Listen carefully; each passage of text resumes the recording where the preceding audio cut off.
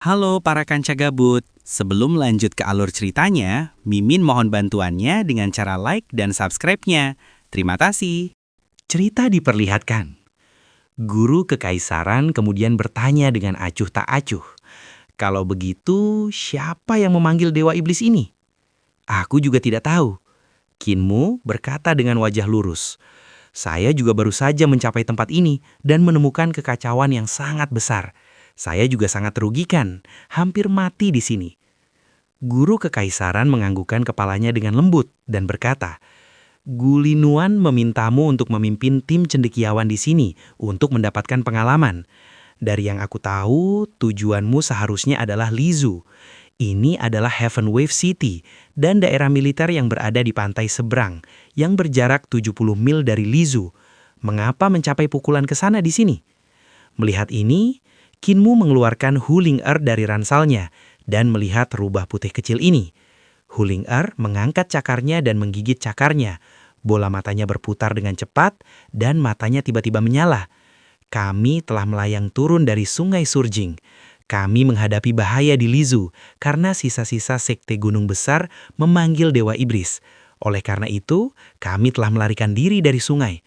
Tuan Muda, apakah penjelasan ini oke?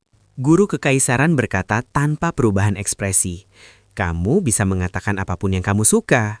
Dalam kekacauan di Heaven Wave City ini, ada banyak kematian dari pasukan pemberontak yang ditempatkan di Heaven Wave City. Orang yang memanggil Dewa Iblis telah melakukan jasa besar. Saya bersiap untuk merekomendasikan dia kepada Kaisar dan menaikkan posisi resminya. Dengan tingkat jasa ini, orang tersebut dapat mencapai peringkat keempat paling atas. Kinmu membuka mulutnya, dan Huling-er segera berkata, Tuan muda kita yang melakukannya. Tuan muda kita telah memanggil Dewa Iblis yang disebut Dutian atau semacamnya. Guru kekaisaran mengabaikannya dan melanjutkan. Ada manfaat, tetapi karena ada banyak kematian rakyat biasa di dalam sebuah kota, dosa ini besar. Meskipun kematian tidak dapat dihindari di medan perang, ada terlalu banyak kematian di dalam sebuah kota. Jika saya ingin menyampaikan orang ini, pasti akan ada penentang di pengadilan yang mencapai bahwa orang ini membunuh banyak orang, memaksa kaisar untuk menghukumnya. Pemberontakan dipadamkan, skor juga pasti akan diselesaikan pada saat yang tepat, dan orang ini mungkin akan disingkirkan. Saya tidak bisa mengatakan seluruh keluarganya akan tetap dicapat dari posisi resmi dan diasingkan adalah pasti. Huling-er segera menutup mulutnya dan merasakan semua yang dia katakan salah. Guru kekaisaran tersenyum dan berkata, oleh karena itu, saya bersiap untuk merahasiakan jasa ini dan tidak mengatakan siapa yang melakukannya. Tanpa jasa juga tidak ada kekurangan. Bagaimana menurut nenek moyang bahwa saya menanganinya seperti ini? Kinmu menghela nafas lega dan berkata, pengajar kekaisaran telah menanganinya dengan sangat baik. Di belakang mereka, pasukan kekaisaran Yangkang telah membantai semua kawanan iblis surgawi dan beberapa jenderal datang mendekat. Guru kekaisaran berbalik dan berkata dengan acuh tak acuh, pelawan membunuh orang dengan mulut mereka dan bukan tangan mereka. Bahkan jika kamu dapat melarikan diri untuk hidupmu di bawah mulut para pelawan, itu tetap akan menjadi beban gangguan. Kinmu berkata, pengajar pernah mengalaminya sendiri. Guru kekaisaran menganggukkan kepalanya. Untuk saya sudah membunuh banyak pelawan, tetapi akan ada gelombang lain dari mereka yang keluar setiap kali Anda membunuh gelombang mereka. Mereka tidak ada habisnya untuk dibunuh. Mereka tidak memiliki kemampuan dan mereka tidak melakukan apa-apa. Namun mereka marah pada semua yang Anda lakukan atau katakan. Satu-satunya hal yang mereka kuasai adalah memaki Anda. Apakah Anda tahu apa yang akan terjadi akhir-akhir ini jika reformasi saya gagal? Kinmu menggelengkan kepalanya. Saya pasti akan dikutuk oleh anak cucu saya selama 10.000 tahun ke depan. Guru kekaisaran berkata dengan acuh tak acuh. Bahkan jika saya berhasil dalam reformasi saya juga akan dimaki oleh para pelawan selama ratusan dan ribuan tahun ke depan. Saya pernah memiliki seorang teman dao yang dapat menghibur hati saya. Ekspresinya berubah redup. Dia telah pergi. Saya sangat merindukannya. Kinmu terkejut dan tidak tahu siapa teman dao ini. Namun guru kekaisaran yang mengungkapkan kekhawatirannya kepadanya membuat bulu kuduknya berdiri. Dia merasa bisa disingkirkan kapan saja, membungkamnya. Kau tidak perlu khawatir. Guru kekaisaran sepertinya bisa melihat apa yang dipikirkan Kinmu dan berkata dengan santai. Aku hanya merasakan beberapa emosi di hatiku dan membagikannya kepadamu. Kau pendengar yang baik. Jika itu Adipati Wei yang cerewet, aku tidak akan berani banyak bicara. Kalau tidak, seluruh istana kekaisaran akan mengetahuinya keesokan harinya. Adipati Wei, Wei Yong sepertinya berasal dari keluarga Adipati Wei. Qinmu mengedipkan matanya dengan molos. Adipati Wei, seorang pejabat tinggi peringkat pertama juga cerewet. Kecerewetan Wei Yong sudah cukup merepotkan, jadi dia ternyata mewarisinya dari keluarganya. Guru kekaisaran berkata, "Lagi pula meskipun Anda adalah akademisi kekaisaran peringkat ke-6 dan memiliki posisi resmi, Anda bukan bagian dari istana kekaisaran. Sangat aman berbicara dengan Anda." Dia tersenyum dan berkata, "Poin terpenting adalah tidak ada yang akan percaya apa yang dikatakan oleh pemimpin sekte iblis dari sekte iblis surgawi." Wajah Qinmu menjadi gelap. Meskipun sekte iblis surgawi memiliki reputasi baik di kalangan rakyat biasa, di mata istana kekaisaran dan dunia persilatan, mereka memiliki reputasi buruk. Beberapa jenderal itu mendekat, dan salah satunya membungkuk. "Guru kekaisaran, kota gelombang langit telah ditaklukkan." Guru kekaisaran mengangguk, dan beberapa jenderal itu memandang Qinmu, menunjukkan ekspresi bingung. Qinmu menyenyum dan mengangguk kepada mereka. "Ini adalah akademisi kekaisaran pertama dari dinasti kami." Guru kekaisaran berkata, "Akademisi kekaisaran Qinmu." Beberapa jenderal ini melihat Qinmu tampak jujur dan luar biasa. Meskipun muda, dia memberi orang perasaan dapat diandalkan. Mereka tak kuasa menahan diri untuk berseru. Akademisi Qin benar-benar muda namun dewasa, seperti yang diharapkan dari akademisi kekaisaran pertama, seseorang yang berpengetahuan luas. Qinmu menyapa dan tersenyum. "Kalian telah menyanjungku." Guru kekaisaran berbalik dan melihat ke arah selatan. Pertempuran ini hanya memberi mereka sedikit gambaran tentang kemampuan kita. Pertempuran setelahnya adalah yang paling penting. Beberapa jenderal merasakan keheranan di hati mereka, dan mereka segera bergegas maju. "Guru kekaisaran, luka Anda." Guru kekaisaran melambaikan tangannya dan wajahnya sedikit pucat. Kemudian dia pulih dan berkata, "Saya mungkin mengalami efek samping saat membunuh dewa iblis tadi. Tidak serius." Pasukan pemberontak ditempatkan di selatan dan saya bersiap memberi mereka dua pilihan. Pilar negara dia. Seorang jenderal berwajah persegi membungkuk. "Baik, guru kekaisaran. Pergilah ke selatan dan beritahu para pemberontak di sana bahwa aku akan datang. Aku memberi mereka dua pilihan." Guru kekaisaran menunjuk ke perbatasan selatan dengan ekspresi dingin. "Pilihan pertama, aku akan memimpin ribuan tentara dan kavaleri dan menginjak-injak mereka, membasmi kultus mereka, membasmi sekte mereka, membasmi seluruh keluarga mereka. Ini adalah aturan istana kekaisaran. Inilah yang akan terjadi pada para pemberontak." Jenderal Pilar Negara He Xiaopeng mendengarkan dengan seksama dan guru kekaisaran melanjutkan. "Pilihan kedua adalah mengikuti aturan dunia bela diri. Aku akan membawa para pejabat istana kekaisaran untuk menandai suatu area, dan mereka semua akan pergi ke sana untuk menantang kita sesuai dengan aturan dunia bela diri. Jika mereka memiliki kemampuan, mereka dapat membunuh kita, atau kita akan membunuh mereka. Dua pilihan untuk mereka pilih." Pilar negara ragu-ragu dan berkata, "Guru kekaisaran, saya khawatir agak tidak pantas untuk mengikuti aturan dunia bela diri, bukan?" Guru kekaisaran berkata, "Sebelum saya memasuki istana kekaisaran sebagai pejabat, saya juga berasal dari dunia bela diri. Jadi mengapa tidak pantas? Bukankah sama halnya dengan Jenderal Pilar Negara? Anda juga memasuki istana kekaisaran dari dunia bela diri, bukan?" Pilar Negara membenarkan dan berkata, "Saya akan menuju perbatasan selatan sekarang juga. Namun sekarang guru kekaisaran sedang memulihkan diri. Jika mereka memilih untuk mengikuti aturan dunia bela diri, saya khawatir guru kekaisaran akan ditusuk dari belakang." Guru kekaisaran melambaikan tangannya dan Pilar Negara He pergi. Pilar Negara Wei, "Baik, guru kekaisaran. Kirimkan prajurit dan kavaleri untuk menyeberangi sungai, menyebar membentuk kipas. Sisi timur akan bergerak sampai ke Laut Timur. Sisi barat akan bergerak sampai ke reruntuhan besar. Mendorong maju horizontal. Kita akan menaklukkan danau saat kita menyeberangi danau, menaklukkan sungai saat kita menyeberangi sungai, memusnahkan kota saat kita menyeberangi kota, mendorong maju ke selatan."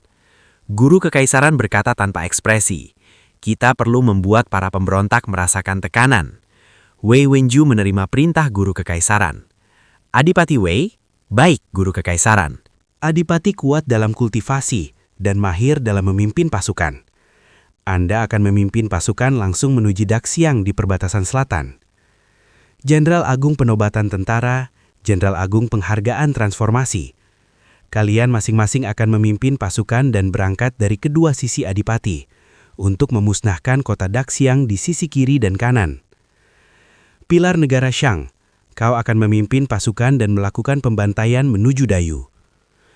Setelah guru kekaisaran mengirimkan pasukannya dan selesai memberikan instruksinya, Dukwei tersenyum.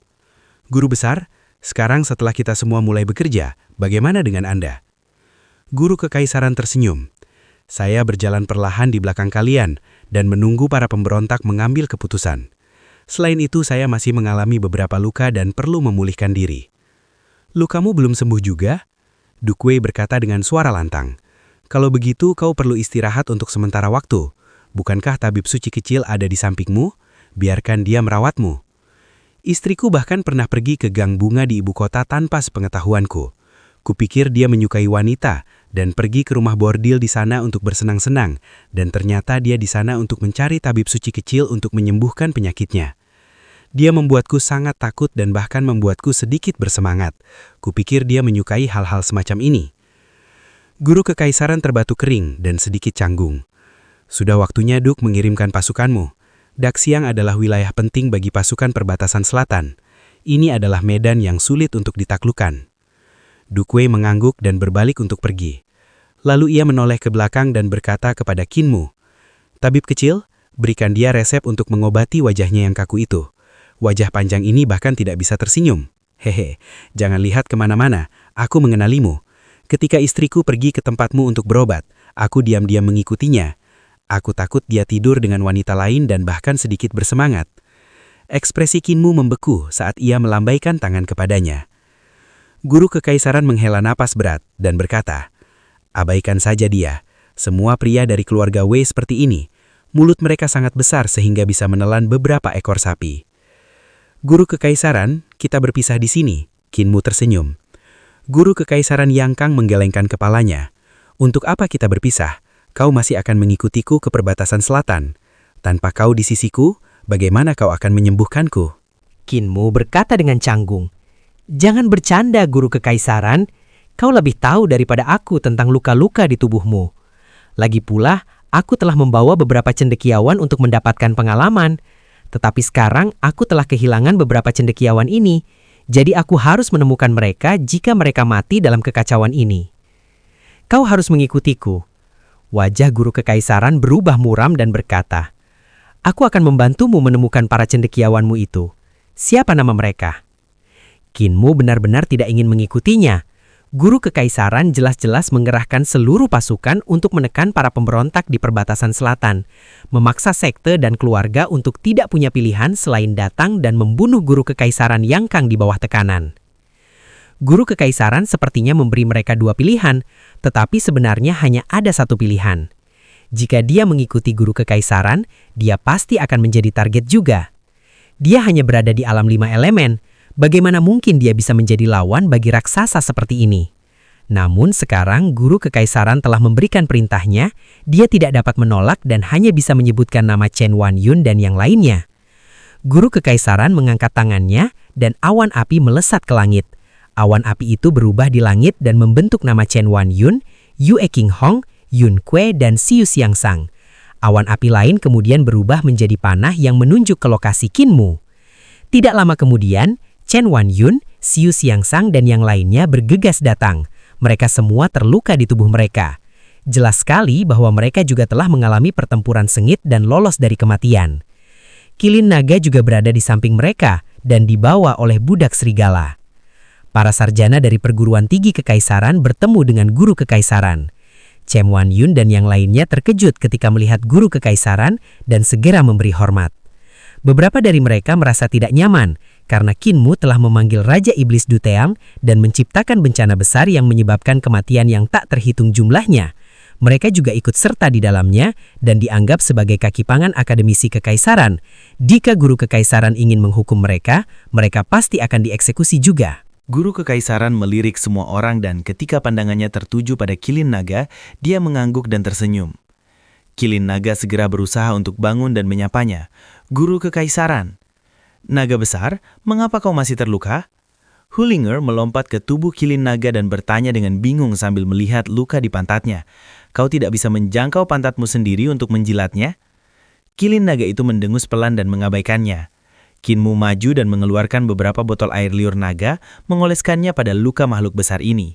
Luka di tubuh Kilin Naga itu cukup serius karena tatapan Raja Iblis Dutian telah menembus sisik naga di tubuhnya dan bahkan sampai ke otot pantatnya. Untungnya, sisik naga Kilin ini sangat kuat dan berhasil menghalangi tatapan Raja Iblis Dutian. Jika tidak, dia pasti akan terbelah menjadi dua. Kinmu mengeluarkan beberapa botol air liur naga untuk diberikan kepada Chen Wan Yun dan yang lainnya agar dapat menyembuhkan luka di tubuh mereka. Yun Kue, Wan Yun, sebotol harganya 10.000 koin kelimpahan besar. Hullinger mengingatkan dengan niat baik, jika kalian tidak punya uang, kalian bisa menulis surat pernyataan hutang terlebih dahulu. Wajah Biksu Yun Kue pucat pasi dan bergumam. Biksu malang ini sudah tidak punya uang, sungguh tidak punya uang. Setelah menjadi akademisi di perguruan tinggi kekaisaran, Biksu malang ini sudah tidak punya uang. Jika aku berhutang begitu banyak, aku takut aku hanya bisa melunasinya di kehidupan selanjutnya. Saudari Rubah, bisakah kau mengasihani aku? Ling berhentilah bercanda. Aku membawa mereka keluar untuk pengalaman, jadi aku punya tanggung jawab untuk merawat mereka ketika mereka terluka. Apalagi aku punya reputasi sebagai tabib ilahi. Tabib memperlakukan pasien seperti orang tua, jadi bagaimana dia bisa memungut biaya? Setelah pengalaman itu, jika mereka terluka lagi, kau bisa memungut biaya saat itu. Jika kau memungut biaya sekarang, kau akan merusak reputasiku. Yue Cheng Hong berencana meminta sebotol air liur naga lagi sebagai cadangan, dan ia menghentikan rencananya ketika mendengar itu. Ia berpikir dalam hati, dia masih berpikir untuk memungut biaya untuk mengobati penyakit.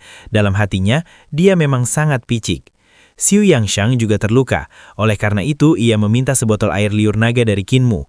Ia menarik Yue Cheng Hong dan kedua gadis itu berlari ke hutan untuk melepaskan pakaian mereka sebelum saling membantu mengoleskan obat ke tubuh mereka, mencegah bekas luka tertinggal. Kinmu mengumpulkan semua orang dan berkata dengan ekspresi serius, "Misi pelatihan kita telah berubah. Aku harus mengikuti guru kekaisaran ke perbatasan selatan dan memasuki wilayah musuh. Luka guru kekaisaran belum sembuh dan aku harus tetap di sisinya untuk merawatnya. Jika kalian ingin kembali, kalian bisa pergi sekarang." Chen Wan Yun dan yang lainnya memikirkan poin penting tersebut dan tahu bahwa pasti ada bahaya yang mengintai di sepanjang perjalanan ini. Oleh karena itu, mereka semua sedikit ragu-ragu. Guru kekaisaran berkata, "Saya dapat memberi kalian petunjuk untuk kultivasi kalian dalam perjalanan ini. Sebelumnya, ketika saya diundang oleh Kanselir Agung kalian, ceramah saya tidak berlangsung 2 hari. Kali ini, saya menghormati akademisi kekaisaran." Mata orang-orang itu langsung berbinar, dan Yunke terkekeh. Tentu saja, kita harus masuk jauh ke perbatasan selatan dan melihat apakah ada ahli di pasukan pemberontak. Kita tidak bisa membiarkan para pemberontak ini meremehkan perguruan tinggi kekaisaran kita. Biksu Nalang itu akan mencerahkan mereka dengan ajaran Buddha, mengubah mereka menjadi penganut Buddha dan berbuat baik. Kinmu menggelengkan kepalanya dalam hati. Orang-orang ini masih meremehkan bahaya perjalanan ini. Ini adalah jalan yang sulit untuk dilalui dan jalan yang mungkin tidak akan mereka selesaikan bahkan jika mereka mempertaruhkan nyawa mereka. Hidup dan mati kita sekarang bergantung pada takdir. Mari kita lihat apakah guru kekaisaran, orang nomor 1 di bawah para dewa, mampu memenuhi namanya. Guru kekaisaran mengenakan pakaian ringan dan menuju ke selatan. Kinmu memimpin yang lain untuk mengikutinya sambil bertanya kepada si Yunshang tentang pertemuan mereka dalam pertempuran ini, dan tidak bisa menahan diri untuk menghela nafas sedih berulang kali.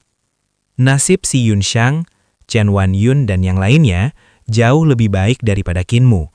Mereka juga dikalahkan oleh Raja Iblis Dutean, tetapi mereka tidak bertemu dengan praktisi yang luar biasa kuat seperti Long Jiaonan. Dia menoleh untuk melihat kota gelombang surga yang semakin menjauh. Sekarang, pasukan kekaisaran Yangkang telah masuk kota. Long Jiaonan pasti akan mati di tangan pasukan itu kan? Ada juga Raja Naga dari Sekte Penunggang Naga yang seharusnya juga sudah mati. Sayang sekali, mantra unik Sekte Penunggang Naga telah hilang. Sekte Gunung Agung juga mungkin sudah musnah sepenuhnya. Sayang sekali, Aku tidak berhasil mempelajari mantra seperti perintah penarikan iblis. Ketika Raja Iblis Dutean dipanggil olehnya, para dawis dari Sekte Gunung Agung bergegas mendekat dan mencoba menggunakan perintah penarikan iblis untuk mengejar Raja Iblis Dutean kembali ke Dutean. Namun, kemampuan Raja Iblis Dutean terlalu kuat dan memusnahkan mereka dalam satu serangan. Sayang sekali, mantra ini hilang bersamaan dengan kematian para pengikut Sekte Gunung Agung. Kota Gelombang Surga dalam keadaan berantakan, dan prajurit masih memperbaiki tembok kota. Mereka menyapu puing-puing bangunan yang runtuh dan memindahkannya keluar kota.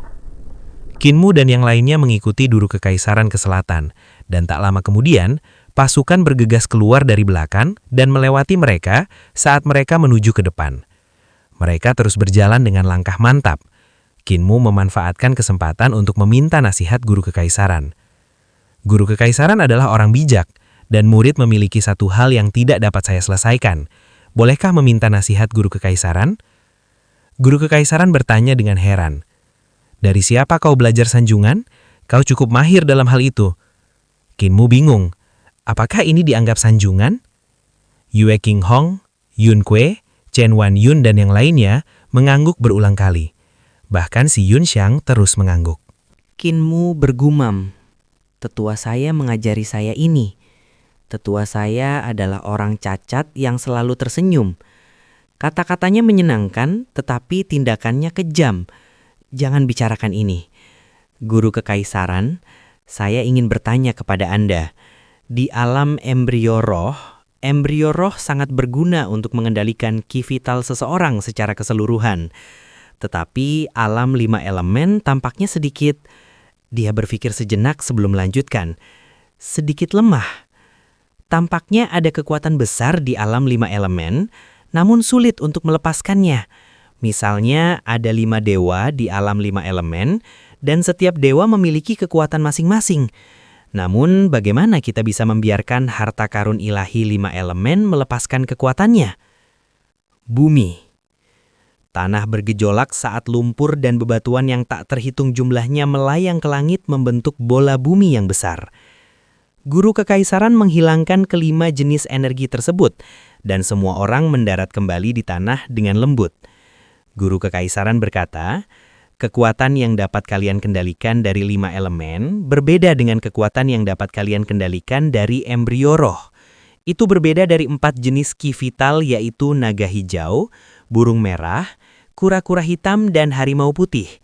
Keempat jenis ki vital ini tidak dapat diklasifikasikan begitu saja sebagai kayu, api, air, emas.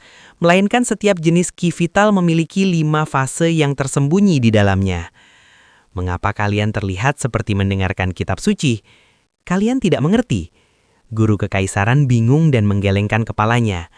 Para sarjana angkatan kalian terlalu bodoh. Angkatan terburuk yang pernah saya ajar. Chen Wan Yun dan yang lainnya sangat terhibur, dan si Yun Xiang juga tidak bisa menerimanya. Kinmu merasa bahwa itu bukan karena mereka terlalu bodoh, tetapi karena Guru Kekaisaran terlalu pintar. Namun, orang lain tidak memiliki pemahaman yang luar biasa seperti dirinya. Ada kesenjangan yang sangat besar, bahkan di antara para talenta. Meskipun Chen Wan Yun dan yang lainnya adalah talenta 1 dari 10.000 dengan bakat atau pemahaman yang luar biasa, mereka jauh lebih rendah dibandingkan dengan monster yang muncul sekali setiap 500 tahun, yang bakat dan pemahamannya adalah yang terbaik di dunia. Hal-hal yang menurut Guru Kekaisaran sederhana, sebenarnya membutuhkan mereka untuk menenangkan diri dan memahaminya. Perbedaan bakat antara Guru Kekaisaran dan mereka benar-benar seperti langit dan bumi. Ambil contoh energi vital naga hijau. Apakah kamu menurut energi vital naga hijau benar-benar atribut kayu? Guru Kekaisaran membimbing mereka dengan sabar. Apakah kalian pernah melihat naga hijau sungguhan? Aku pernah, dan naga hijau yang kulihat bisa mengendalikan angin dan petir, api dan air, bukan hanya atribut kayu. Lagi pula, apa itu atribut kayu? Jika kau memeluk papan dan menggigitnya 2 kali, apakah itu atribut kayu? Jangan berasumsi bahwa energi vital naga hijau memiliki atribut kayu hanya karena ada kata hijau dalam naga hijau. Jika kau berasumsi seperti itu, kau benar-benar berkepala kayu. Semua orang mendapat pukulan lagi, dan bahkan Kinmu merasa kemunduran. Sebenarnya ada banyak teknik untuk harta karun ilahi 5 elemen yang dapat kalian pelajari. Beberapa di antaranya khusus untuk membuka kekuatan tempur harta karun ilahi 5 elemen. Guru Kekaisaran berkata, kekuatan tempur alam 5 elemen sangat menakjubkan, tetapi tidak apa-apa jika kau tidak dapat mengembangkannya. Itu tidak akan mempengaruhi kemampuanmu dalam menembus harta ilahi lainnya. Kau hanya akan sedikit lebih lemah nantinya. Tetapi celah kecil ini akan secara bertahap membesar seiring pertumbuhanmu dan semakin banyak harta ilahi yang kau buka, semakin besar celahnya. Dia menggambar 2 segitiga di langit. Satu memiliki sudut yang lebih kecil di atas, dan yang lainnya memiliki sudut yang lebih besar di atas. Kemudian, dia menggambar 6 garis horizontal di dalam segitiga, dan berkata, masing-masing dari 7 garis dalam gambar tersebut mewakili kekuatan setiap alam. Garis kedua adalah alam 5 elemen. Jika kalian tidak berkultivasi dengan baik, garis kedua akan sedikit lebih pendek daripada yang lain. Kemudian garis ketiga akan jauh lebih pendek. Ketika kalian mencapai bagian bawah segitiga, yaitu alam jembatan ilahi, pada saat itu kalian akan lebih pendek daripada yang lain, dan perbedaan kekuatan benar-benar berkurang setengahnya. Jika lawan ingin membunuh kalian, dia hanya membutuhkan 1 atau 2 gerakan. Si Yun Xiang tiba-tiba bertanya, seperti apa garis Guru Agung? Dibandingkan dengan master kultus alam jembatan ilahi lainnya, seberapa besar sudutmu? Guru Kekaisaran menggambar garis lurus di langit, dan berkata dengan tak acuh, begini, seberapapun kuat kultivasi orang lain, sudut mereka akan selalu lebih kecil daripada sudutku. Dia berani mengatakan demikian karena bakat dan pemahamannya yang luar biasa. Dia praktis tidak memiliki kekurangan. Orang lain memiliki 7 garis sejajar, sementara miliknya memiliki 7 garis yang saling tumpang tindih, yang jauh lebih kuat daripada yang lain. Anda dapat mengambil referensi dari teknik yang terkait dengan harta karun ilahi 5 elemen di lantai catatan surgawi, seperti catatan penekan bintang yang ditulis oleh tetua Ru Xuanqin, perjuangan 5 fase yang ditulis oleh Biksu Yuan Kong, dan juga 5 hukum Jupiter yang ditulis oleh Adipati Wei, 5 vitalitas disiplin militer oleh Jenderal Strategi Surgawi. Setelah membaca semuanya, Anda akan membangun fondasi yang kuat untuk alam 5 elemen. Semua orang buru-buru menghafal nama-nama teknik tersebut. Chen Wanyun merasa sedikit bimbang. Dia berencana untuk langsung memasuki alam 6 rarah setelah pengalaman ini. Tetapi setelah mendengarkan kata-kata Guru Kekaisaran, dia memutuskan untuk terus menekan tingkat kekuatannya. Dia hanya akan menembus dinding 6 rarah setelah kembali ke perguruan tinggi Kekaisaran dan memperkuat fondasinya. Qinmu terkejut. Dia tiba-tiba teringat beberapa teknik dalam kitab suci Mablis Pengadekan Agung yang khusus digunakan untuk mengolah harta ilahi 5 elemen. Ada beragam teknik dalam kitab suci Mablis Pengadekan Agung, dan sebagian besar teknik tersebut tidak terlihat terlalu rumit dan tidak dapat dianggap sebagai teknik kelas atas. Teknik-teknik ini biasanya diajarkan kepada para murid. Hampir semua teknik dan seni ilahi dalam kitab suci Mablis Pengadekan Agung diajarkan dan tidak disimpan karena nilainya. Namun ada beberapa teknik yang sulit dipahami dan mudah diolah dengan salah. Oleh karena itu, teknik-teknik tersebut memiliki reputasi sebagai kultus iblis. Qinmu awalnya tidak mempelajari teknik-teknik ini lebih lanjut. Tetapi setelah petunjuk dari Guru Kekaisaran, dia langsung menyadari, bukankah teknik-teknik yang tampak berdiri sendiri dalam kitab suci Mablis Pengadekan Agung adalah rahasia kultivasi? Teknik 3 eliksir tubuh penguasa memiliki teknik tetapi tidak memiliki keterampilan. Ia memiliki kekurangan. Tetapi mungkin saja itu merupakan kombinasi yang sempurna jika digabungkan dengan kitab suci Mablis Pengadekan Agung. Qinmu dipenuhi dengan kegembiraan dan segera memahami metode kultivasi alam 5 elemen. Kelima metode tersebut adalah teknik sejati markis bumi penguasa Saturnus, teknik sejati markis kayu penguasa Jupiter, teknik sejati markis Merkurius penguasa air, teknik sejati markis Hapi penguasa Mars, dan teknik sejati markis emas penguasa Venus. Tidak lama kemudian, Ia mulai mencoba menggabungkan kelima teknik sejati ini menjadi teknik alam 5 elemen, yaitu teknik eliksir tubuh penguasa 3. Yue Qinghong dan yang lainnya berkonsultasi tentang keterampilan pedang dari guru kekaisaran, dan guru kekaisaran mengobrol sambil berjalan, menceritakan semua yang dia ketahui. Namun sebelum mereka dapat memahaminya, guru kekaisaran telah beralih ke poin berikutnya yang membuat mereka kesal. Setelah Yue Qinghong berkonsultasi dengannya tentang keterampilan pedang, Biksu Yunkue bertanya kepadanya tentang keterampilan Buddha. Guru kekaisaran juga memiliki pencapaian dalam keterampilan Buddha dan pernah memasuki biara guntur agung sebelumnya untuk berkonsultasi dengan Rulai tua. Ucapannya secara alami seperti curahan bunga surgawi. Setelah Yunkue berkonsultasi dengannya, Chen Wanyun bertanya kepadanya tentang perpaduan keterampilan pedang dan teknik pertempuran. Setelah berlatih dengan Kanselir Bashan selama beberapa waktu, Kanselir Bashan telah mengajarkan 7 jalan hegemon kepadanya dan juga memberinya petunjuk tentang kultivasi keterampilan pedangnya, sehingga Chen Wanyun telah menempuh jalan kultivasi pisau dan pedang. Si Yunxiang juga berkonsultasi dengan guru kekaisaran mengenai beberapa pertanyaan kultivasi, dan guru kekaisaran lebih memperhatikannya, menjelaskan secara detail dan sedikit lebih banyak daripada yang lain. Ketika si Yunxiang mengikuti patriark muda untuk berkultivasi, dia telah bertemu dengannya beberapa kali dan mendapatkan petunjuknya di masa lalu. Budak serigala itu ragu sejenak dan mengumpulkan keberaniannya untuk berkonsultasi tentang keterampilan pisau darinya. Guru kekaisaran menatapnya dan bertanya, "Prajurit dari negara tokoh serigala?" Budak serigala itu mengangguk dengan cemas. Guru kekaisaran tidak peduli dan berkata, "Pendidikan adalah untuk semua orang tanpa memandang latar belakang. Saya tidak peduli apa rasmu."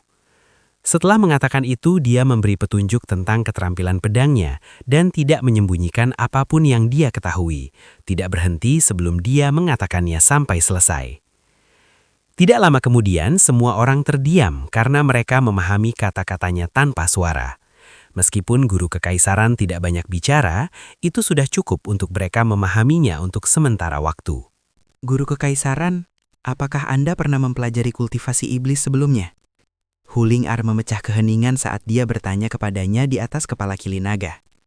Guru kekaisaran menggelengkan kepalanya. Tidak pernah. Mata Huling-ar berbinar dan berkata dengan suara tegas, "Aku bisa mengajarimu."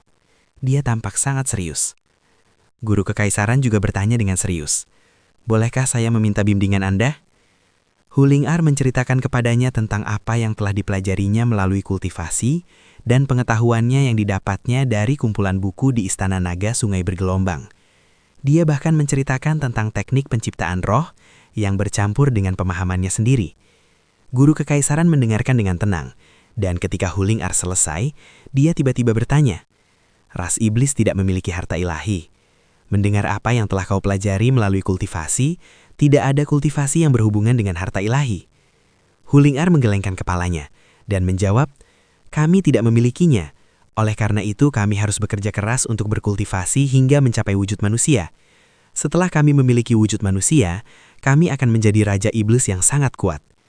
Aku juga pernah melihat beberapa raja iblis sebelumnya, dan mereka memang memiliki kemampuan yang luar biasa." Guru Agung berkata, "Teknik roh yang kau sebutkan tadi untuk mengubah wujudmu sangat menarik.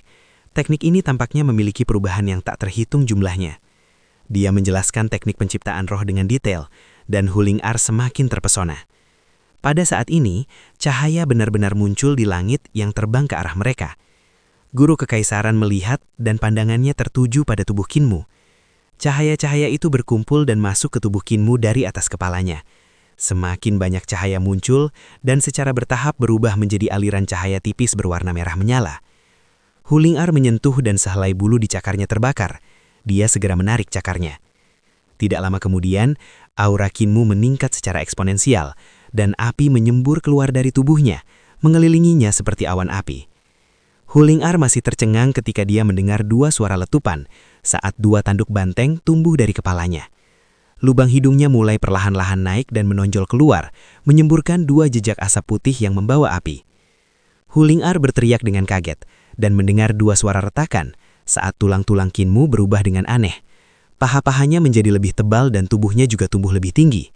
Otot-ototnya mulai menonjol keluar dan tanda-tanda api menutupi seluruh tubuhnya. Mata banteng muncul di dahinya tepat di tengah alisnya. Huling'ar kemudian melihat ekor banteng menjuntai di belakang pantat Kinmu, yang juga menjadi lebih besar. Tampak seperti pantat banteng yang besar dan kencang. Ekornya mencambuk 2 kali di pantat yang kencang itu, yang menurutnya sangat menyakitkan. Guru Kekaisaran? Huling'ar terdiam sejenak sebelum menoleh dan berkata kepada guru Kekaisaran, "Tuan muda saya telah mengungkapkan wujud aslinya. Wujud aslinya. Dia bukan iblis rubah, dia adalah iblis banteng." Ini bukan iblis, melainkan semacam transformasi dewa untuk berubah menjadi wujud dewa. Guru Kekaisaran sudah terbiasa dengan pemandangan ini dan menjelaskannya kepada Huling'ar. Ia tentu saja dapat melihat bahwa ini bukanlah Kinmu yang mengungkapkan wujud aslinya, melainkan teknik yang aneh. Tampaknya itu adalah efek dari penggabungan beberapa teknik sekte iblis surgawi. Sepertinya ini adalah teknik penciptaan roh yang bergabung dengan teknik Mars dari alam 5 elemen. Ia memiliki sedikit pengetahuan tentang kitab suci iblis surgawi agung, sehingga ia tidak terlalu yakin. Perubahan bentuk tubuh Kinmu dianggap sebagai transformasi dewa, dan beberapa teknik juga dapat mencapainya. Itu bukanlah hal yang langka, dan merupakan salah satu jenis seni ilahi tubuh. Teknik beberapa sekte secara khusus bergantung pada transformasi dewa dan transformasi iblis untuk meningkatkan tubuh mereka. Namun transformasi dewa Kinmu membuat guru Kekaisaran bingung.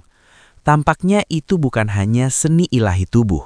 Seni ilahi tubuh secara alami digunakan untuk meningkatkan tubuh seseorang dan bergantung pada tubuh yang kuat untuk meningkatkan kemampuan bertempur. Sedangkan transformasi dewa Kinmu tampaknya memang transformasi dewa. Di mata guru besar, Kinmu mengandalkan tekniknya untuk mengubah dirinya menjadi sosok penguasa Mars. Ketika tubuh fisiknya berubah, ki vitalnya juga berubah pada saat yang sama. Bahkan aura yang dipancarkannya pun berubah. Yang juga berarti dia memperoleh tubuh dan seni ilahi dalam keadaan transformasi dewa. Sekarang ini sangat aneh. Perubahan pada tubuh Kinmu belum berhenti, dan awan api berputar di bawah kakinya, secara bertahap berubah menjadi 2 naga api. Naga api itu menjadi lebih panjang dan lebih besar, mengangkat tubuhnya dari tanah. Kinmu menginjak naga api itu, dan kakinya merobek sepatunya saat berubah menjadi 2 kuku berapi. Dirinya sekarang seperti penguasa Mars yang menginjak 2 naga api. Kinmu mengangkat tangannya, dan sekitarnya seketika menjadi sangat kering saat bola api seukuran telur angsa terbang di langit. Guru Kekaisaran menunjukkan ekspresi tertarik saat melihat bola api ini yang tidak terlalu besar maupun tidak terlalu kecil. Tiba-tiba cahaya pedang yang terbentuk dari nyala api halus menyembur keluar dari setiap bola api. Setiap cahaya pedang mengeksekusi jurus pedang matahari terbenam, dan terdapat juga kekuatan mantra atribut api dalam jurus pedang tersebut secara bersamaan. Oleh karena itu, kekuatan setiap pedang sama sekali tidak lemah. Jurus pedang mata terbenam Kekaisaran Yuan sangat ortodoks, yang juga memiliki keajaiban peluru pedang. Menggabungkan kekuatan mantra, kekuatanmu pada dasarnya bisa dibandingkan dengan praktisi seni ilahi. Guru Kekaisaran menghela napas. Jika kau berhadapan langsung dengan praktisi seni ilahi dari alam 6 arah, kau tidak akan mati. Jika kau dapat melepaskan seni ilahi tubuh transformasi dewa, kau dapat menyaingi praktisi seni ilahi dari alam 6 arah. Keterampilan pedang Kinmu ditarik dan kembali ke bola api. Bola-bola api itu bertabrakan satu sama lain, membentuk matahari merah sebesar baskom. Kemudian dia membuka mulutnya untuk menelan matahari merah itu, menyemburkan 2 jejak api dari hidung bantengnya. Dia berhenti mengeksekusi teknik eliksir 3 tubuh penguasa, dan kedua tanduk banteng di kepalanya perlahan menyusut. Tubuhnya juga perlahan kembali normal, dan kedua naga api di bawah kakinya perlahan menghilang. Kinmu menyentuh pantatnya dan menunjukkan ekspresi bingung. Ada rasa sakit menyengat di pantatnya, seolah-olah seseorang telah mencambuknya beberapa kali. Mungkinkah aku terbiasa menggembalakan sapi sejak kecil, sehingga aku suka mencambuk pantat sapi? Pikir bocah penggembala sapi dari desa Dakshu itu dengan curiga. Di depan sana terdapat gunung yang menjulang tinggi, tempat air terjun jatuh dari langit, yang tampak seperti Bima Sakti terbalik. Warna putih air terjun, warna hitam tebing, hijaunya puncak gunung dan matahari yang menggantung di atas kepala mereka, membentuk lukisan tinta gunung dan sungai. Suara air sangat memekakan telinga, dan uap air tebal berterbangan. Kabut tipis ada di mana-mana di udara, yang menempel di setiap orang, membuat pakaian mereka sedikit basah setelah beberapa saat. Tempat ini membuat orang merasa senang dan rileks. Guru kekaisaran membawa mereka ke perbatasan selatan dan tidak mengambil jalan resmi apapun. Mereka menentukan arah dan terus berjalan yang kini telah membawa mereka ke pegunungan.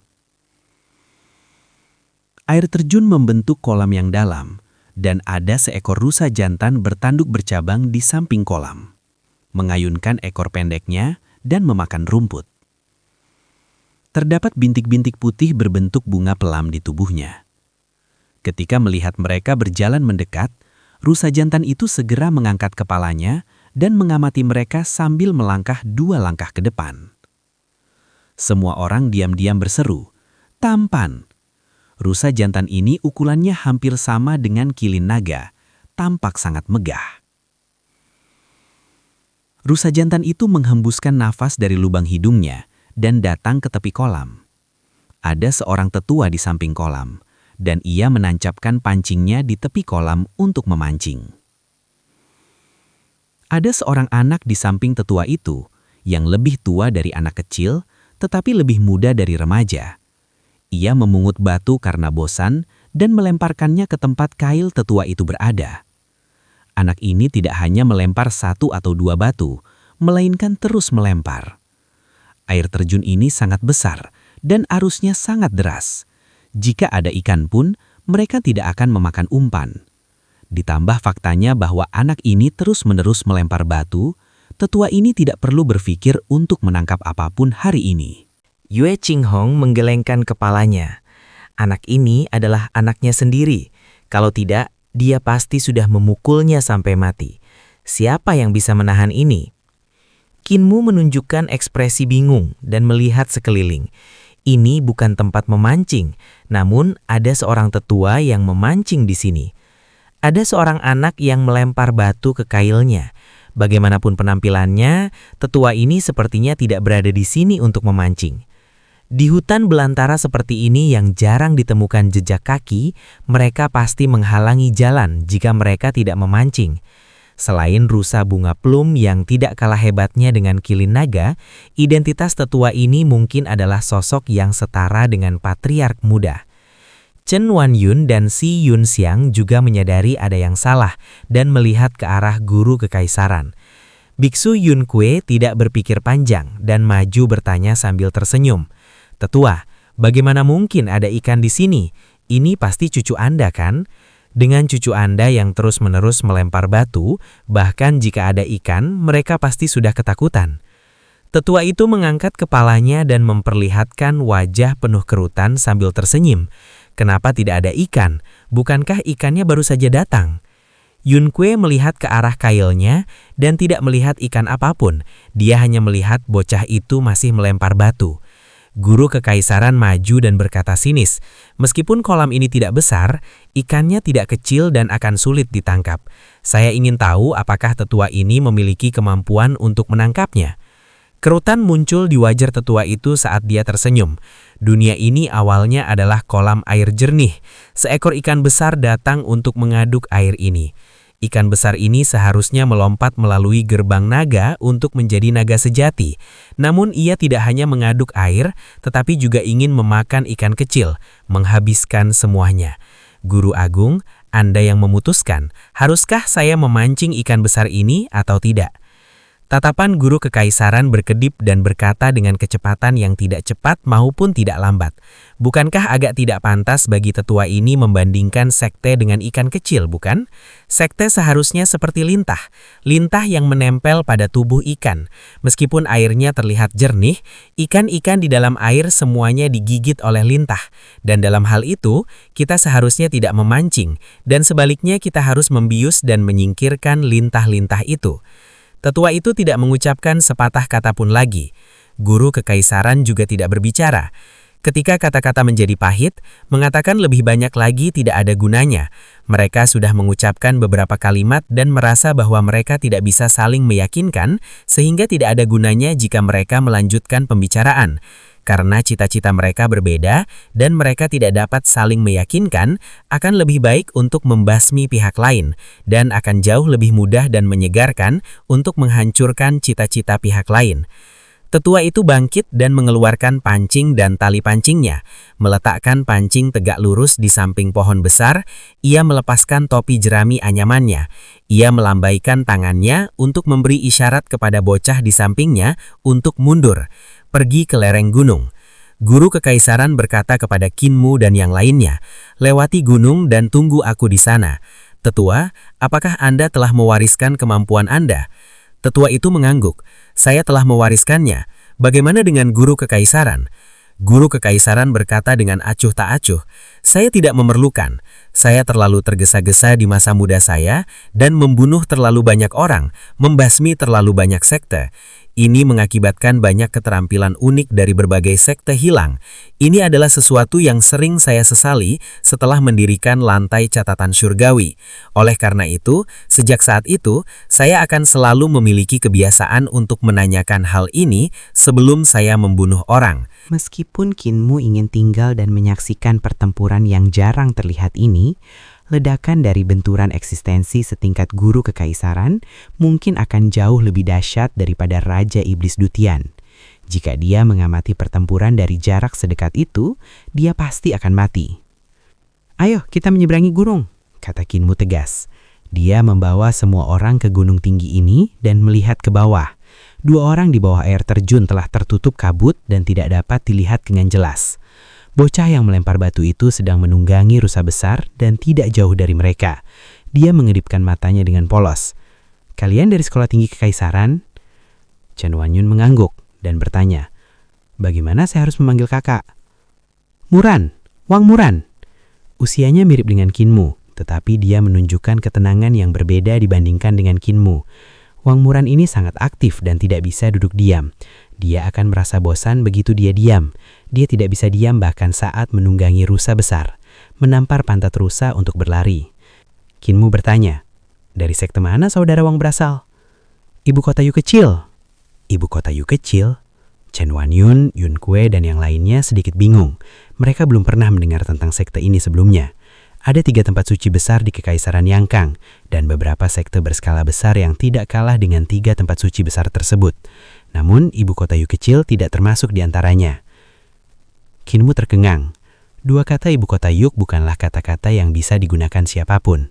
Ibu kota Yuk merujuk pada kota tempat tinggal Kaisar Langit, dan Kaisar Langit ini bukanlah dewa, melainkan makhluk abadi. Kaisar Langit dari para abadi. Sekte mana yang begitu berani menggunakan nama ibu kota Yu kecil? Hanya sedikit orang yang tinggal di tanah suci ibu kota Yu kecil kita. Mereka kebanyakan adalah pria dan wanita tua. Tidak banyak yang seusia denganku. Wang Muran berkata, kali ini ada seseorang yang datang berkunjung dan menemui guruku, meminta guruku untuk mengunjungi guru kekaisaran, mengatakan bahwa guru kekaisaran sedang menempuh jalan iblis dan ingin membasmi semua sekte di dunia. Guruku awalnya tidak mau, tetapi sulit baginya untuk menolak permintaan seorang teman. Oleh karena itu, dia membawaku untuk melihat-lihat. Sekte-sekte di dunia ini hampir sepenuhnya dibasmi oleh guru kekaisaran, dan tindakannya memang tidak berbeda dengan iblis. Hulinger bingung. Bukankah kita berada di pihak yang benar? Aku merasa tindakan guru kekaisaran sangat benar. Lebih lagi kenapa mereka, para cendekiawan kekaisaran, menjadi elang dan anjing penjaga istana kekaisaran, cakar dan taring guru kekaisaran yang memiliki reputasi buruk. Benar dan jahat mungkin hanyalah masalah bagaimana kau melihatnya. pikir Kinmu dalam hati. Hulinger bertanya, "Muran, jika gurumu meninggal, apa yang akan kau lakukan?" Wang Muran penuh rasa percaya diri sambil mengedilkan matanya. Tidak ada yang bisa membunuh guruku. Kemampuannya... Pada saat itu, guru kekaisaran berjalan mendekati dan berkata kepada Wang Muran, "Pergi untuk mengambil jenazah gurumu. Sebelum meninggal, dia pernah berkata kepadaku bahwa dia telah mewariskan semua kemampuannya kepadamu. Ini sangat bagus. Berlatihlah dengan baik." Wang Muran terkejut dan tiba-tiba melompat dari punggung rusa untuk berlari ke arah air terjun. Sesaat kemudian ratapannya terdengar. "Ibu Kotayu kecil cukup luar biasa. Aku pernah mendengar hal ini. Tentang sekte ini memiliki beberapa hubungan dengan langit di atas." Guru kekaisaran berkata, "Kotali ada di depan. Aku terluka, jadi kau harus mengambil beberapa ramuan untuk mengobatiku." Kinmu mengangguk. "Cedera guru kekaisaran sulit diobati. Obat yang aku resepkan pasti sangat rumit." Wang Muran membawa mayat tetua nelayan dan meletakkannya di punggung rusa jantan. Dia menunggangi rusa jantan itu dan menyusul Kinmu, guru kekaisaran dan yang lainnya sambil berteriak, "Guru kekaisaran, aku akan membalas dendam untuk guruku." Guru kekaisaran menoleh ke belakang dan tampak sangat serius. "Keahlian gurumu tidak buruk. Setelah kau menguasainya, wariskan kemampuan itu kepada murid-muridmu dan jangan biarkan kemampuannya lenyap." Wang Muran berteriak, dan awan terbentuk di bawah kaki rusa jantan itu saat ia melesat ke langit, perlahan menghilang. Seseorang mengundang orang tua lemah lembut dari ibu kota Giok kecil ini untuk menguji kemampuan. Oleh karena itu, dia pantas mati. Guru kekaisaran mengalihkan pandangannya dan berkata kepada Kinmu dan yang lainnya, "Ibu kota Giok kecil adalah tempat misterius yang menjauhkan diri dari urusan duniawi. Mereka memiliki latar belakang yang sangat kuno. Bahkan aku hanya mendengar desas-desus tentang ibu kota Giok kecil sebelumnya. Dan ini adalah pertama kalinya aku bertemu dengan seorang ahli dari ibu kota Giok kecil. Mereka memang memiliki beberapa cara, tetapi mereka ketinggalan zaman. Mereka tidak sering keluar dan tidak dapat menyaksikan kemajuan teknik sekte lain. Sangat mudah untuk ketinggalan zaman dengan membatasi diri dalam lingkungan tertutup. Ingatlah, Anda tidak akan pernah menjadi ahli jika Anda hanya berkonsentrasi pada kultivasi tanpa memperhatikan apa yang terjadi di dunia luar." Kinmu dan yang lainnya mengangguk setuju dan merasa hormat di hati mereka. Tetua nelayan ini sebenarnya diundang oleh orang lain untuk menguji kemampuan. Apakah mereka menggunakan nyawa tetua ini untuk menguji seberapa dalam kemampuan kekaisaran? Perjuangan ini telah bermulai. Tatapan Kinmu bergetar saat dia berpikir dalam hati. Kota Li. Pasukan kekaisaran Yangkang telah menyerbu tempat ini dan ketika mereka tiba, pertempuran telah berakhir. Pertempuran seharusnya tidak terlalu sengit. Kinmu melihat sekeliling dan melihat tembok kota masih dianggap utuh. Pasukan kekaisaran Yangkang langsung maju dan bertemu pasukan pemberontak di luar kota, memusnahkannya seketika. Ada aula elemen susunan lantai rahasia militer di perguruan tinggi kekaisaran, di mana mereka mengajarkan keterampilan formasi dan seni perang. Dengan sekte-sekte menghadapi pasukan kekaisaran Yangkang secara langsung, akhir mereka sudah jelas. Pikirnya dalam hati. Kota Li tidak dihancurkan oleh pertempuran. Oleh karena itu, orang-orang di sini masih dianggap aman. Kinmu pergi ke toko herbal dan mengambil beberapa ramuan dari setiap toko herbal. Setelah mengunjungi sekitar selusin toko herbal, hampir setengah hari telah berlalu dan malam pun tiba. Kinmu dan yang lainnya tinggal di Yamen Kota Li. Hakim Kota Li telah ditangkap dan dikirim dengan pengawalan ke istana kekaisaran. Tidak lama kemudian, aroma obat yang harum keluar dari Yamen. Dan sekitar 1 jam kemudian, seorang pelayan membawa baskom keluar dan menuangkan ampas obat itu ke trotoar batu. 1 jam kemudian, pelayan itu membawa baskom lagi berisi ampas obat dan menuangkannya ke trotoar, membiarkan orang-orang menginjaknya. Itu terjadi untuk ketiga kalinya dan 7 baskom ampas obat dituangkan dalam 1 malam. Setelah fajar, Kinmu dan yang lainnya tidak berangkat ke selatan sampai setengah hari berlalu. Di toko herbal Kotali, ada seorang sarjana paruh badan berpakaian hijau dan kemeja dalam putih berdiri di belakang meja. Dia membolak-balik lusinan resep, dan resep-resep ini mencatat beberapa herbal yang telah Kinmu ambil dari lusinan toko herbal. Itu tidak benar. Ramuan ini sama sekali tidak berguna. Ramuan ini bukan untuk menyembuhkan luka. Bocah ini licik. Seperti yang diharapkan dari tabib kecil yang terkenal di ibu kota. Kau tidak ingin aku tahu dari ramuan ini seberapa serius luka guru kekaisaran. Sungguh licik. Namun, kau meremehkanku, guru spiritual Tauquan. Guru spiritual, ini ampas obatnya. Beberapa apoteker muda datang dari luar dan masing-masing membawa baskom yang berisi ampas obat.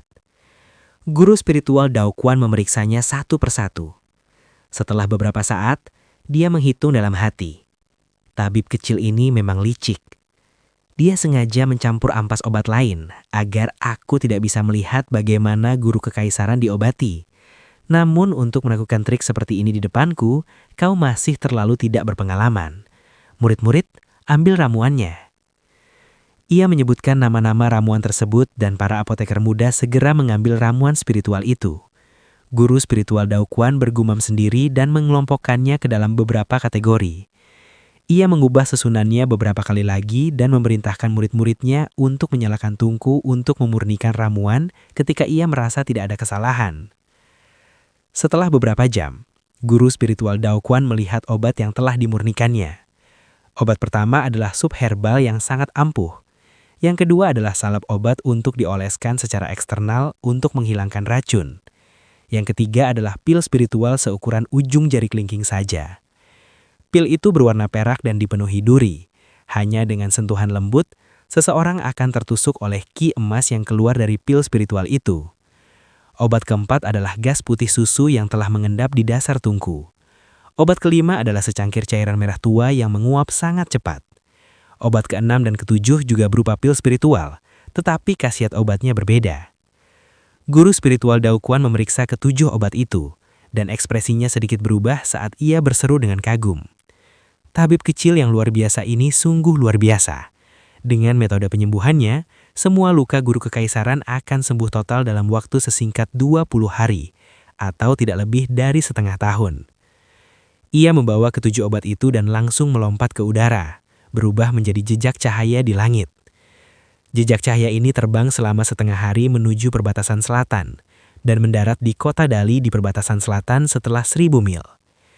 Kota Dali adalah kota terbesar di perbatasan selatan. Tempat ini dulunya adalah negara yang menganut ajaran Buddha. Ada sekitar 3.600 kuil di wilayah itu, yang memiliki reputasi sebagai surga barat di selatan. Kemudian wilayah itu dianeksasi oleh Kekaisaran Yangkang. Guru spiritual Daoquan mendarat di kuil logam yang paling megah. Dia berjalan cepat ke dalam kuil. Ada sekitar selusin makhluk tingkat master kultus di kuil itu. Mereka semua berdiri. Guru spiritual Daoquan ada di sini. Pria bermasker perunggu itu menyambutnya dan tersenyum. Guru spiritual Daoquan pasti membawa kabar baik kali ini. Kau benar. Guru spiritual Daoquan mengeluarkan 7 jenis obat dan meletakkannya berjejer. Kali ini guru kekaisaran telah bertanding dengan pengembara Zen dari ibu kota Giu kecil. Meskipun dia telah membunuh pengembara Zen, dia pasti juga terluka. Dengan adanya tabib kecil di sisinya dalam perjalanan ini, saya pikir tabib kecil itu akan membantu mengobati. Oleh karena itu, obat yang digunakan akan mengungkapkan kondisi luka guru kekaisaran. Ketujuh obat ini adalah obat yang telah dimurnikan tabib kecil tadi malam. Bolehkah semuanya melihatnya? Pejabat tinggi Malian Shahan bertanya dengan heran. Guru spiritual Daoquan biasanya tidak mudah menyerah dan percaya bahwa dia yang terbaik dalam seni penyembuhan. Bahkan Raja Racun Kecil pun harus menyanjungmu. Mengapa hari ini kau memanggil bocah kecil ini sebagai tabib? Guru spiritual Daoquan berkata dengan sungguh-sungguh. Di masa lalu saya sangat mengagumi diri sendiri, karena tidak ada seorang pun yang dapat dibandingkan dengan saya. Mereka hanyalah dukun yang tahu beberapa resep, itu saja. Bahkan Raja Racun Kecil hanya mewarisi kemampuan Raja Racun Wajah Giuk dan tidak memberikan kontribusi apapun sendiri. Lebih jauh lagi, saya membenci karakternya. Seseorang yang bahkan mengkhianati gurunya menjadikan saya memandang remeh padanya. Namun tabib ilahi kecil ini memang layak menyandang gelarnya. Dia menunjuk obat pertama dan berkata, "Ini adalah sup herbal yang diracik oleh tabib ilahi kecil menggunakan puluhan ramuan. Ramuan beracun saja sudah memenuhi lebih dari setengah sup. Sup herbal ini membantu merangsang jiwa dan menyembuhkan luka pada jiwa. Apakah jiwa guru kekaisaran terluka?" Seorang lelaki tua terengah-engah. Dia memang terluka. Aku telah menggunakan 36 roh surgawi iblis bintang yang murni untuk melukai jiwanya, tetapi dia juga melukaiku. Guru spiritual Dao Kuan berkata, "Sup herbal ini untuk mengobati luka jiwanya, yang memang sangat dibutuhkannya. Obat kedua adalah salep. Apakah guru kekaisaran memiliki luka luar yang mengandung racun api?" Seorang wanita tua lainnya menyering, "Guru spiritual sangat tepat. Ada racun api tersembunyi dalam teknikku. Ketika kami menyergap guru kekaisaran saat itu, aku berhasil mengenai bagian belakang jantungnya." Salep tabib ilahi kecil ini membantu menghilangkan racun api. Guru spiritual Dao Kuan menunjuk obat ketiga. Ada ki emas tersembunyi di dalam pil spiritual yang sangat tajam. Guru kekaisaran pasti menderita akibat serangga berbisa atau racun kayu. Siapa yang menggunakan racun kayu atau serangga berbisa saat melukai guru kekaisaran hari itu? Penatua lainnya terkekeh. "Saat kami bertiga menyergap guru kekaisaran, aku menggunakan serangga berbisa." Kalau begitu, itu dia. Guru spiritual Dao Kuan melanjutkan, "Obat keempat adalah untuk teknik penguapan. Guru kekaisaran memiliki luka di 7 harta ilahi agungnya sehingga sulit bagi khasiat obat untuk meresap. Oleh karena itu, tabib kecil ini mengubah energi obat menjadi gas, mengukus guru kekaisaran di dalam pengukus. Para pemimpin sekte di kuil Loro Guang tersenyum. Mengapa dia tidak dimasak dengan pengukusan? Selain itu, masih ada beberapa bahaya tersembunyi yang belum dihilangkan. Oleh karena itu, tabib kecil ini kemudian menggunakan akupuntur dan moksibusi. Jarum-jarum itu berongga, dan obat kelima tersembunyi di dalam jarum. Obat ini menguap sangat cepat dan akan meresap ke dalam kulitnya setelah masuk ke dalam tubuhnya. Guru spiritual Dao Kuan menunjuk obat keenam dan berkata, "Obat ini digunakan untuk memperkuat tubuh, untuk meningkatkan efek pengobatan ini." Obat ketujuh adalah suplemen yang digunakan untuk menyehatkan tubuh guru kekaisaran. Setelah pengujian ini, saya dapat memastikan tanpa keraguan bahwa guru kekaisaran telah pulih. Dia berseru agum dan melanjutkan, "Namun dengan memberi tabib ilahi kecil ini waktu 1 bulan, guru kekaisaran akan dirawat hingga kembali ke performa puncaknya, dan semua lukanya akan sembuh tanpa bahaya tersembunyi yang tersisa." Kepala istana perpisahan gairah mengerutkan kening sambil berkata pelan, "Semuanya, luka guru kekaisaran tampaknya lebih serius dari yang kita duga."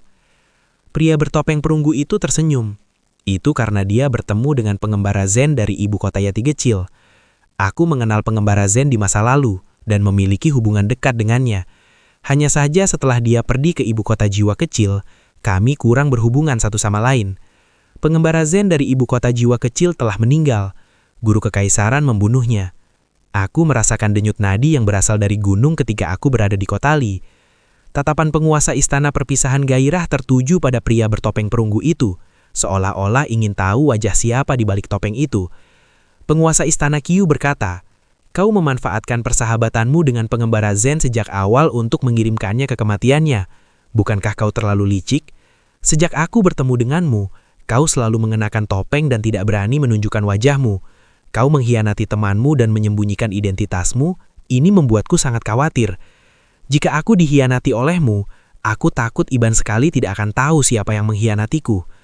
Penguasa istana Qiu, Anda bisa tenang. Pasti tidak ada yang salah dengannya. Penguasa istana perpisahan gairah Qiu Deyi menoleh ke arah sumber suara dan melihat orang yang berbicara adalah salah satu dari 3 keajaiban kastil 3 keajaiban, Tuan Kastil Besar Che Zhengli, ayah dari selir kekaisaran Che di ibu kota. Setelah ia memberontak, selir kekaisaran Che terlibat dengannya, dan sekarang tidak diketahui apakah dia masih hidup atau sudah mati di istana yang dingin itu. Master istana perpisahan gairah berkata dengan acuh tak acuh, "Benarkah tidak ada masalah hanya karena Anda mengatakan begitu? Tuan istana Che, jangan lupa Anda juga kerabat keluarga kerajaan." Ekspresi Che Zhengli sedikit berubah dan hendak mengatakan sesuatu ketika seorang wanita tua tertawa. "Master istana, tidak ada masalah dengan identitas orang ini. Wanita tua yang berbicara ini adalah salah satu dari 3 praktisi kuat generasi tua yang telah menyergap guru kekaisaran. Karena dia mengatakan tidak ada masalah, Master Istana Perpisahan Gairah hanya bisa menahan diri. Karena guru kekaisaran masih menderita luka serius, haruskah kita memberinya waktu untuk memulihkan diri? Pria bertopeng perunggu itu melihat sekeliling dan bertanya. Dia memerintahkan He Xiaopeng untuk datang dan memberi kita 2 pilihan. Sekarang, saatnya kita mengambil keputusan. Pilihan mana yang harus kita pilih? Kuil itu hening. Guru kekaisaran datang dengan agresif. Dia membawa 4 dari 8 pilar negara dan masih ada jenderal besar yang memimpin tentara, jenderal besar transformasi yang dihargai, Adipati Wei, dan bahkan beberapa pejabat tinggi peringkat pertama di antara mereka. Jika kita menghadapi mereka secara langsung, kita pasti tidak akan menang. Pejabat tinggi Malian Shan berkata, "Maafkan kejujuran saya, sekte pasti akan memenangkan pertempuran di dunia bela diri, tetapi kekaisaran Yang Kang berada 1 tingkat lebih tinggi dalam berperang di medan perang. Dalam hal itu, mengapa kita harus menggunakan kelemahan kita untuk melawan kekuatan mereka? Mengapa tidak menggunakan kekuatan kita untuk melawan kelemahan mereka?" Semua orang mengangguk. Semua orang terdiam. Para ahli aliran teknik pertempuran sebagian besar telah mati dalam sebuah debat dengan guru kekaisaran. Sejak saat itu, aliran teknik pertempuran hancur dengan satu kesalahan. Dalam beberapa tahun terakhir, aliran teknik pertempuran telah mulai bergabung dengan aliran lain, dan jarang ada orang yang murni mengkultivasi teknik pertempuran. Dalam debat itu, aliran teknik pertempuran lumpuh hanya dengan guru kekaisaran seorang diri. Master Istana Perpisahan Gairah berkata dengan acuh, "Apa bedanya situasi sekarang dan dulu? Saat itu aliran teknik pertempuran mengira mereka nomor 1 di dunia dan akan sepenuhnya menghancurkan aliran pengendalian pedang dalam perdebatan ini. Oleh karena itu, banyak praktisi kuat dari aliran teknik pertempuran pergi ke ibu kota untuk menantang guru kekaisaran. Apa yang terjadi selanjutnya?" Dia melihat sekeliling. Jika kita mengikuti aturan dunia bela diri dengan guru kekaisaran, bukankah kita akan berakhir seperti mereka? Pria bertopeng perunggu itu terdiam sejenak sebelum bertanya, ide brilian apa yang dimiliki Master Istana Qiu? Master Istana Perpisahan Gairah mengangkat tangannya dan menjawab, "Guru kekaisaran mengira kita akan melawannya sesuai aturan dunia bela diri. Tetapi sebenarnya kita tidak akan mengikuti aturan dunia bela diri. Kita akan terlebih dahulu memberikannya lokasi, dan ketika dia sampai, kita semua akan pergi dan mengakhiri ini dengan membunuhnya." Telapak tangannya menebas ke bawah sambil berkata dingin, "Kekaisaran Yang Kang hanyalah negara kecil, dan agar mereka bisa memiliki apa yang mereka miliki saat ini, sebagian besar usaha terletak pada guru kekaisaran. Dia sudah menjadi legenda yang dihormati oleh pejabat sipil dan militer di istana kekaisaran. Jika dia ingin memberontak, dia hanya perlu mengangkat tangan dan kaisar harus menyerahkan tahtanya. Jika kaisar tidak menyerahkan tahtanya, dia akan dibunuh dan seluruh keluarganya akan dimusnahkan. Jika guru kekaisaran mati, kekaisaran Yang Kang tidak sulit dihadapi, karena mereka tidak memiliki pemimpin. Oleh karena itu, kita harus menggunakan cara-cara yang tidak bermoral. Kita tidak bisa mengikuti aturan dunia bela diri." Ini, Master Istana Qiu benar. Semua master sekte di kuil Loguang setuju. Hanya beberapa dari mereka yang merasa tidak nyaman melanggar aturan dunia bela diri, tetapi mereka tidak menentangnya. Menyerang guru kekaisaran secara bersama-sama, dan 3 tetawa yang menyergap guru kekaisaran kala itu adalah 2 hal yang berbeda. Ketika 3 tetawa menyergap guru kekaisaran kala itu, guru kekaisaran berada di tengah pasukan yang terdiri dari 10.000 orang, dengan banyak praktisi kuat di sisinya, sehingga 3 tetawa tersebut tidak melanggar aturan dunia bela diri. Sedangkan kali ini, mereka justru merobek-robek aturan dunia bela diri dan menginjaknya. Dengan tindakan ini, aturan akan dilanggar, meninggalkan bencana yang akan tercatat dalam sejarah. Guru spiritual Dao Kuan mengengalahkan kepalanya diam-diam. Mereka telah membawa metode pertempuran yang tidak terkendali dari istana kekaisaran ke dunia bela diri. Aku khawatir kita tidak bisa kembali ke dunia bela diri di masa lalu. Di kota matahari, Pinmu mengikuti pola yang telah ditentukan dan menghadapi guru kekaisaran kembali. Ketika mereka mencapai kota gunung, dia menghadapinya sekali lagi. Semua pasukan maju bersama dan telah mencapai garis depan Daishiang, menerbu kota dan merebut wilayah tersebut, menyapu bersih semua yang ada di depan mereka. Terdapat banyak badan air di selatan, tetapi tidak ada parit seperti Sungai Surjing. Oleh karena itu, sulit bagi mereka untuk bertahan melawan pasukan Kekaisaran Yangkang. Qinmu sangat membantu Kekaisaran Yangkang dengan memanggil Raja Iblis Dutian untuk menghancurkan kota Gelombang Langit, lokasi strategis yang dibangun di atas parit tersebut. Namun, dia tidak bisa mengambil pujian atas hal itu.